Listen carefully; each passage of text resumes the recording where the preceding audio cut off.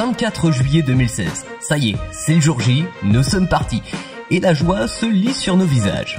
Et ben voilà, ça y est, nous y sommes. Premier jour d'expédition, direction sud-est, enfin direction est en tous les cas aujourd'hui, puisque l'objectif de l'étape du jour, c'est de s'arrêter à quelques kilomètres seulement de l'Allemagne. Pour le moment, tout se passe bien, Pichou fonctionne à merveille, nous sommes à 90 sur route, à 50 dans les villages, voire même peut-être à 45 dans certains villages par ici. Petit aperçu des routes que nous traversons.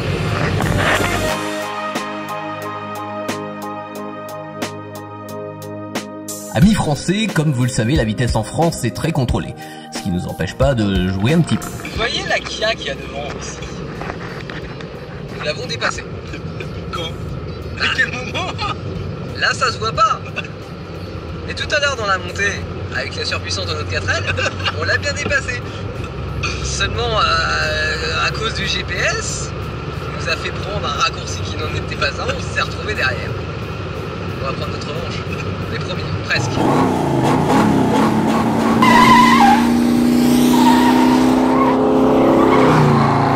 Ça y est, nous l'avons redoublé. La preuve, elle est plus devant. Évidemment, tout bruitage ajouté sur cette séquence aurait été superflu.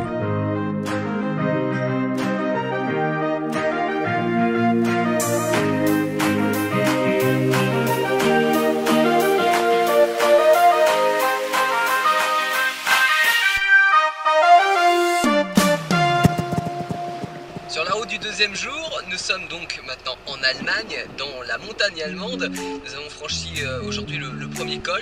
Ça n'a pas été sans mal puisqu'on est redescendu souvent en deuxième à 50 km/h pour pouvoir gravir ce col. Et là nous sommes dans la descente, malheureusement arrêté là depuis 3 minutes avec une circulation alternée, mais nous espérons que ça se dégage rapidement parce que nous avons encore beaucoup de kilomètres à faire aujourd'hui, mais pour le moment tout se passe bien. Et ce n'est pas quelques gouttes de pluie qui pourront nous arrêter. D'ailleurs, nous voici déjà arrivés dans le pays suivant, et je suis sûr que vous avez reconnu ce drapeau.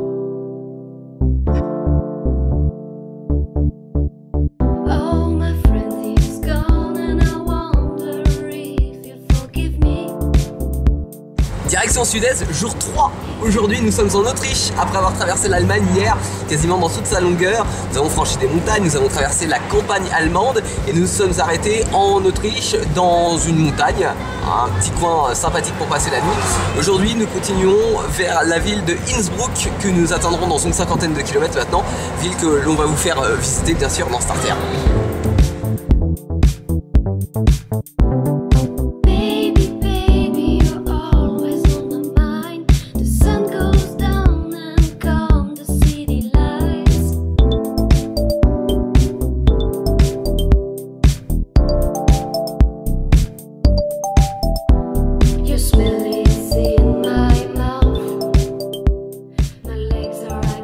Visite de Innsbruck en Autriche. Hey, nous sommes dans l'ascenseur. Ça fait 2 fois qu'on prend l'ascenseur pour aller à 2 étages différents. C'est un parking souterrain ici.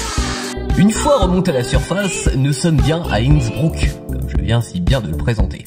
Une ville connectée, une ville déserte aussi de voitures, parce que les personnes ici prennent des moyens de locomotion beaucoup plus ancestraux. On pourrait penser qu'ils ont la fibre écologique et qu'ils prennent soin de leur santé.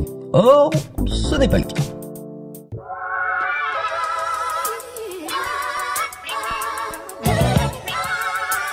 Le fait est qu'en Autriche, il y a des chapeaux. Voilà, j'en ai profité. À l'aventure. Entre les logos Peugeot accrochés sur les murs, des fresques, mais aussi des endroits calmes où il fait bon passer un moment agréable, la ville d'Innsbruck est une ville où il fait bon buller. Certains autres préfèrent se peindre en gris, quand d'autres font la circulation pour les piétons. C'est en tous les cas ce que l'on pense sur le moment, mais peut-être est-on fatigué. Alors quittons la ville et direction notre hôtel.